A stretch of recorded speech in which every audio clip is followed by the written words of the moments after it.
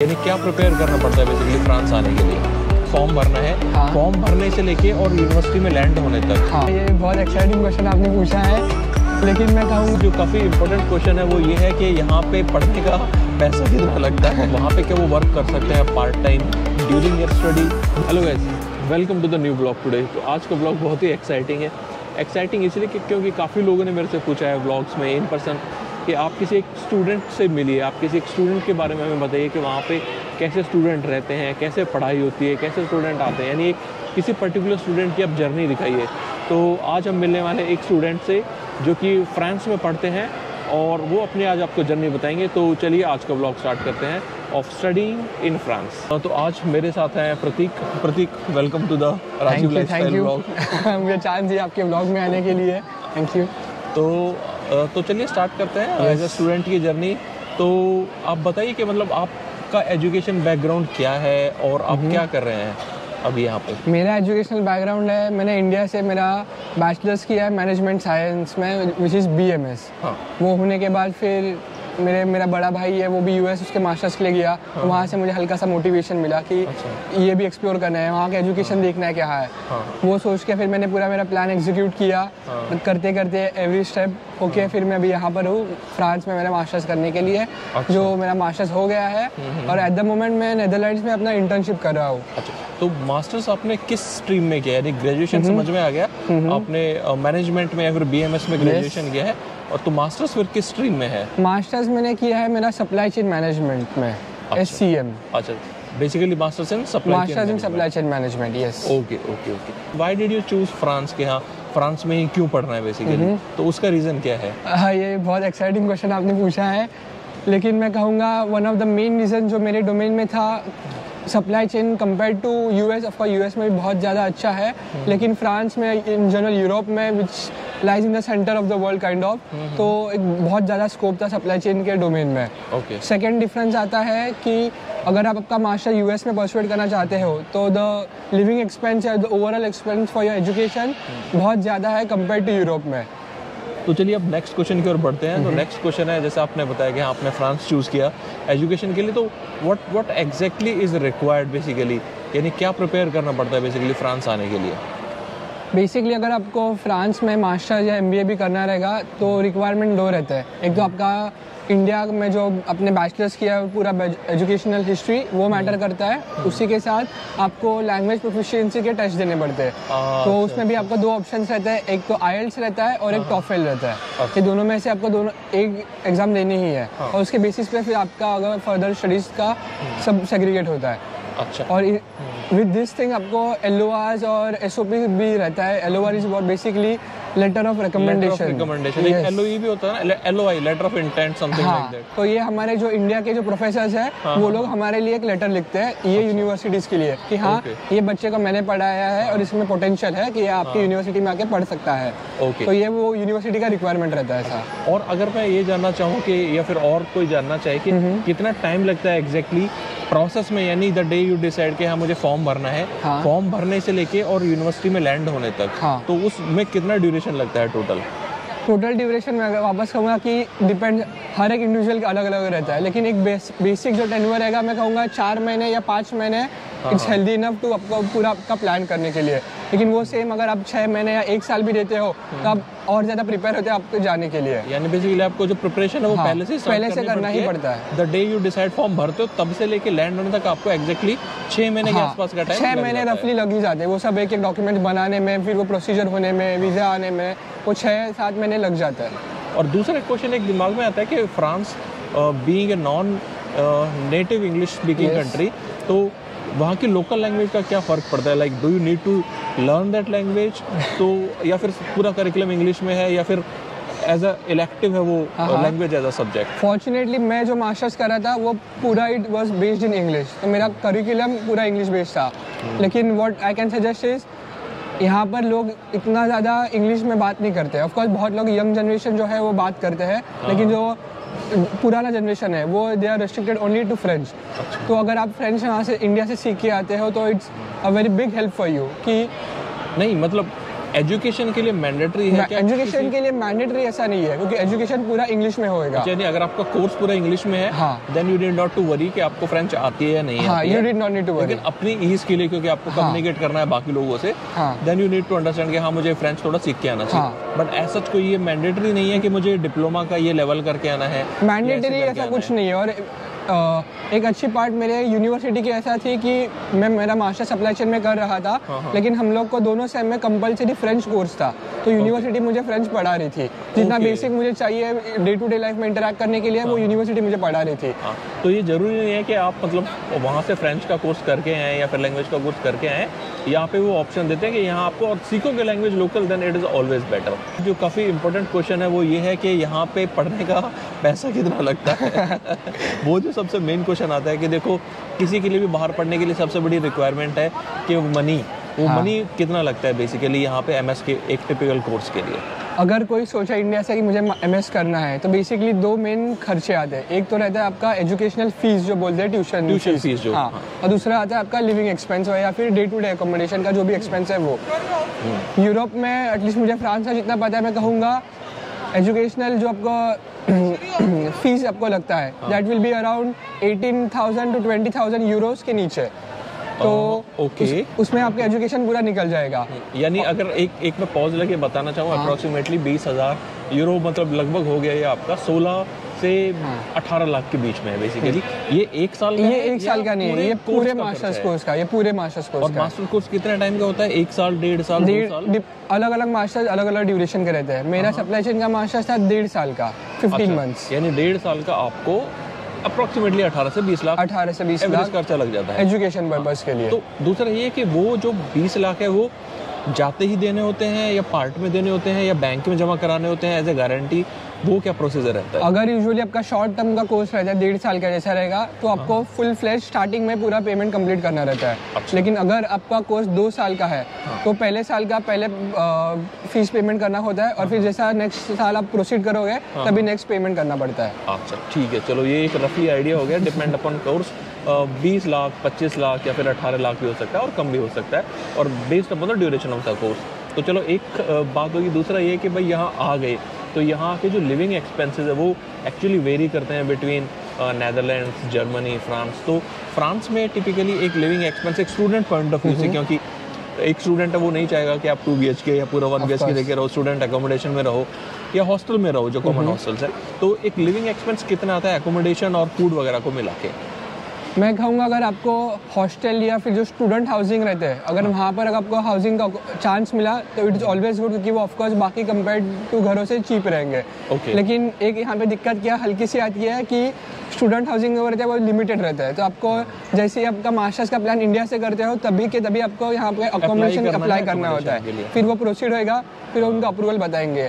अगर वो नहीं होता है तो और भी ऑप्शन रहते हैं कि आप कोलोकेशन में रहता है, बेसिकली एक अपार्टमेंट में रहता है और 4 स्टूडेंट या 5 स्टूडेंट साथ में रहते हैं, कॉमन मिलके रह सकते हैं अपना आराम से। लेकिन अगर स्टूडेंट हाउसिंग रहेगा तो आई विल से कि रेंट आपका एवरी मंथ 400 से 500 यूरो तक के अंदर हो जाएगा।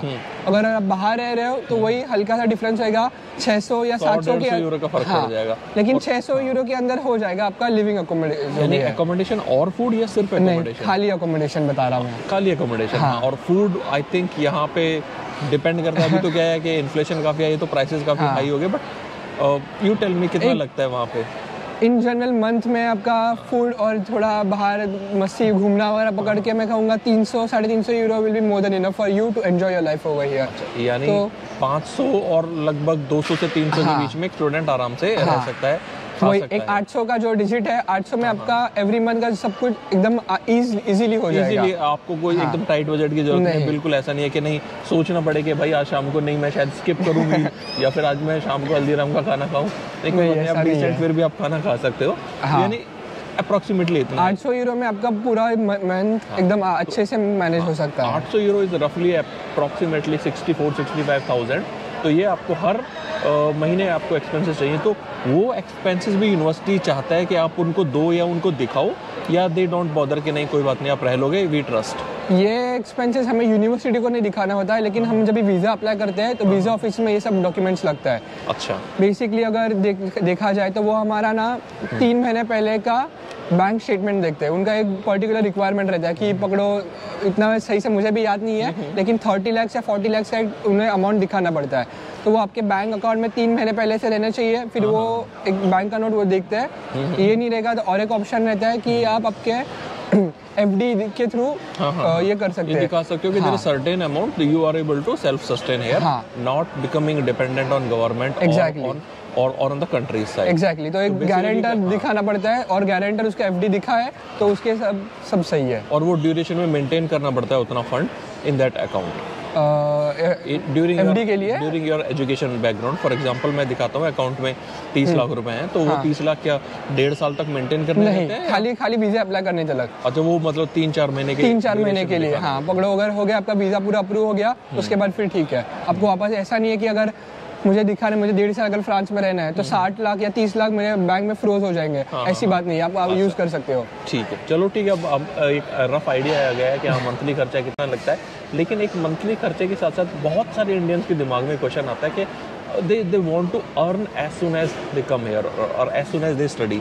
तो वहाँ पे जो वर्क वीज़ा का है, वर्क वीज़ा मतलब जो स्टूडेंट वीज़ा है, वहाँ पे क्या वो वर्क कर सकते हैं part time during your study? वो उसका क्या सीन रहता है यहाँ पे? पार्ट टाइम ऑफकोर्स हर एक यूरोपियन कंट्री में ये बहुत ज़्यादा अच्छा एक अपॉर्चुनिटी है कि आप पढ़ते पढ़ते पार्ट टाइम जॉब्स कर सकते हो। ऑफकोर्स वो फुल टाइम नहीं रहेगा तो आपको पकड़ो वीकली एक 18 आवर्स या 16 आवर्स का एक टेन्योर मिलता है, उसमें आप कहीं पर भी अप्लाई करना पड़ता है। बेसिकली स्टूडेंट्स के लिए जो मेजर ओपनिंग्स रहता है, जो ऐसा फूड आउटलेट्स पकड़ो, मैकडॉनल्ड्स या फिर KFC या फिर इस टाइप की इंडस्ट्री में आपको जहाँ पे मतलब जल्दी वो काम दे देते हैं और आपको इजीली, और वहाँ पे मतलब कितना आप अर्न कर सकते हो बेसिकली, आप कितना उसको फिर अपनी सेल्फ सस्टेन कर सकते हो? पार्ट टाइम से अगर आप डेडिकेटली वो एक हफ्ते में 4 दिन भी जा रहे हो तो मैं कहूँगा कि आपको जो ओवरऑल 800 यूरो का खर्चा था वो कट डाउन होके 500 या 400 तक इजीली आ जाएगा। अच्छा, मतलब आप एक महीने में 300 से 400 रफली कमा सकते हो, but it depends upon you कि आप करना चाहते हो या नहीं करना चाहते हो। बट अगर आपको सेल्फ फाइनेंस करना चाहते हो या आप चाहते हो कि नहीं पेरेंट्स के ऊपर ज़्यादा बर्डन ना हो, तो एटलीस्ट इतना आप रफली कमा सकते हो। तो ये हो गया आपका पार्ट टाइम स्टूडेंट जॉब। दूसरा कि अगर आपका जब स्टडी ख़त्म हो गई तो उसके बाद आपको फिर जॉब में कौन हेल्प करता है या फिर जॉब कैसे मिलती है, और कितना टाइम के ड्यूरेशन बोलते हैं कि कितना टाइम आप स्टूडेंट वीज़ा पे काम कर सकते हो? तो आप वीज़ा के बारे में आप जानना चाहते हो? हाँ, मतलब टोटल वीज़ा के बारे में। टोटल वीज़ा के मैंने बेसिकली जब हमें स्टूडेंट वीज़ा मिलता है तो वो मिलता है 2 साल का APS student visa, which is only for France, APS। तो 2 साल में आप यहाँ पर सीख सकते हो, इंटर्नशिप भी कर सकते हो, और ये 2 साल होने के बाद आपको एक परमानेंट जॉब कॉन्ट्रैक्ट लगेगा जो CDI कहते हैं फ्रांस में। वो कॉन्ट्रैक्ट में मिलेगा, आपकी कंपनी भी आपको उसमें सपोर्ट करेगी। उसके बाद आपको लॉन्ग स्टे वीज़ा मिलेगा फ्रांस में कि परमानेंट रह के आप जॉब कर सकते हो। लेकिन इसके पहले ये 2 साल का टेम्परेरी वीज़ा रहता है जिसे APS कहते हैं। यानी आप 2 साल में आप पढ़ सकते हो और काम भी कर सकते हैं। यानी अगर आपको जैसे 6 महीने बचे तो आप 6 महीने फुल टाइम काम कर सकते हो। उसके बाद जब आप जॉब लैंड करते हो तो फिर आपको वीज़ा कैटेगरी चेंज करनी पड़ती है, आपके एम्प्लॉयर को वो वीज़ा फाइल करना पड़ता है कि वो मुझे वर्किंग वीज़ा चाहिए, depends upon the countries condition. 1 साल का, 2 साल का या 3 साल को वर्क वीज़ा मिलता है। और अगर पकड़ो मेरा 2 साल का टेन्योर हुआ, मेरा मास्टर्स खत्म हो गया, उसके बाद मेरे पास 6 महीने है और 6 महीने में इंटर्नशिप छोड़े मुझे अगर परमानेंट जॉब मिल गया तो तभी के तभी मेरा वो वीज़ा परमानेंट वीज़ा में कन्वर्ट हो सकता है। लेकिन वही उससे खाली कंपनी का वो एक लेटर लगता है उसके लिए। ठीक है, ठीक। नेक्स्ट क्वेश्चन की ओर बढ़ते हैं कि जो हम यहाँ पे मतलब पोस्ट ग्रेजुएशन करते हैं, पोस्ट ग्रेजुएशन का कोर्स होता है और जो इंडिया में कोर्स होता है, did you find any difference? दोनों में क्या फ़र्क है? दोनों में डिफरेंस बहुत ज़्यादा है। बेसिकली एजुकेशन सिस्टम में यहाँ पे हल्का सा डिफरेंस आ जाता है। इंडिया में it was like bit of theoretical based knowledge, और यहाँ पर प्रैक्टिकल नॉलेज पे बहुत ज़्यादा फोकस करते हैं। इंडिया में इन जनरल ऐसा अपना थिंकिंग रहता है कि अरे एक सेम निकल जाएगा, एग्जाम आएगी तभी 2 रात पहले पढ़ लूंगा, कर जाएंगे। यहाँ पर यूजुअली ऐसा नहीं चलता। यहाँ पर थ्रू आउट को आपको प्रेजेंटेशन प्रोजेक्ट्स रहते हैं जिनका deadline with in the semester रहता है। यानी हर वीक या इस टाइप का असाइनमेंट मिलते हैं फोर्टनाइटली जो करने हैं, जिसमें कंटिन्यूस एंगेजमेंट रहता है। ऐसा नहीं रहता कि अगर मैंने मेरा फ्लो छोड़ दिया, इसका एंडिंग में एग्जाम आएगी तभी कर लूंगा, तो यहाँ पर ऐसा नहीं चलता। आपको कंटिन्यूस वो एजुकेशन से टच में रहना ही पड़ता है। ओके। अनदर क्वेश्चन इज कि आपका जो पोस्ट कोर्स जो जॉब रहता है, यानी उसमें आपकी इंडस्ट्री में बेसिकली सप्लाई चेन में क्या अपॉर्चुनिटीज़ है, अगर कोई देखना चाहे स्पेसिफिक इस एरिया में काम, हाँ, तो हाँ। उसके बाद वहाँ पे जॉब फील्ड कैसा है फ्रांस में, या फिर आप सिर्फ फ्रांस में ही काम कर सकते हो या फिर आप बाकी EU या यूरोप में भी काम कर सकते हो? ये एक चीज़ यूरोप की बहुत ज़्यादा अच्छी है कि आप आपका मास्टर्स या फिर MBA कहीं से भी कर लो, हाँ, लेकिन पूरा यूरोप आपके लिए जॉब अपॉर्चुनिटीज़ के लिए ओपन है। Okay, only thing which matters over here कि आपकी कंपनी आपको वर्क वीज़ा देना चाहिए। हाँ। तो मैं फ्रांस में नहीं कि मैं इटली या फिर जर्मनी या नेदरलैंड हाँ, हाँ। किसी भी कंपनी में काम कर सकता हूँ अगर कंपनी मुझे लेना चाहे तो। ओके, ओके, यानी अगर वो कंपनी ओके है हाँ। तो वो ले सकते हैं, बट हाँ। टेक्निकली कोई रेस्ट्रिक्शन नहीं है। Restriction आपको वीज़ा तो के लिए, हाँ, फ्रांस को भी देना पड़ेगा, नेदरलैंड्स हाँ। को भी, जर्मनी को भी, हाँ, इटली को मैं भी। फ्रेंच कंपनी में काम करूँ या मैं डच कंपनी में काम करूँ, हाँ, हाँ, तो कंपनी को वीज़ा मुझे देना ही पड़ेगा। ओके। तो इट्स ऑल गुड। तो मैं चलो। अपॉर्चुनिटी बहुत ज़्यादा ओपन हो जाती है। चलो ठीक है, अच्छा लगा है सुन के एटलीस्ट यहाँ इस टाइप का यहाँ पे ईज है या रिलैक्स है, तो बहुत बहुत अच्छा लग रहा है प्रतीक तुमसे बात करके। आप अपना एक्सपीरियंस शेयर करना चाहो अपने हमारे इंडियन व्यूअर्स के साथ कि हाँ कि कोई स्टूडेंट है जिसको आप कुछ टिप देना चाहो कि जो प्रिपेयर कर रहा है या फिर जो यहाँ पे आना चाहते हैं पढ़ने के लिए? सबसे एकदम मेन एडवाइस मैं दूंगा, अगर आप फ्रांस चूज करें आपका मास्टर्स के लिए, फ्रेंच सीख कर आना। मैंडेटरी बिल्कुल नहीं है, लेकिन अगर आप फ्रेंच सीख रहे हो ना तो आप पहले ही 10 बच्चों से एक स्टेप आगे हो। और दूसरा ये कि आपको जॉब करते हुए भी आसानी होगी। हाँ, जब आप exactly। लोकल जॉब कर रहे हो ना तो आपको बहुत बहुत ज़्यादा अपॉर्चुनिटीज खुल जाएंगी हाँ। जॉब की। क्योंकि वही डिफरेंस होता है कि अगर फ्रेंच स्टूडेंट रह गए, वो लोग को फ्रेंच आती है। हाँ। हम लोग का मास्टर्स हम लोगों ने दोनों ने सेम किया है, लेकिन वो खाली फ्रेंच बोलता है, मैं फ्रेंच में बात नहीं कर पाता, तो वो मेरे से हायर स्टेप पे है। हाँ, वही बात पे अगर आपको फ्रेंच आ रही है तो आपका जॉब लैंड करने के लिए भी अपॉर्चुनिटी बहुत ज़्यादा ओपन हो जाता है। चलो ठीक है, ठीक है, अच्छा लगा।